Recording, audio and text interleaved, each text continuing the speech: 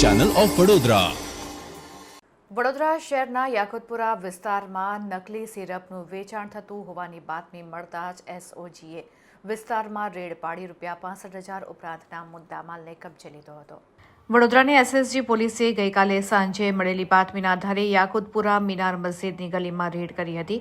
આ રેડ દરમિયાન નશીલા પદાર્થ તરીકે વપરાતી કોડેન નામની સિરપનો જથ્થો ઝડપાયો હતો. અંદાજે ₹65,000નો જથ્થો જપ્ત કરીને પોલીસે એક વ્યક્તિની અટકાયત કરી હતી. તેની પૂછપરછ સાથે આગળની વધુ તપાસ હાથ ધરી હોવાનું જાણવા મળ્યું છે.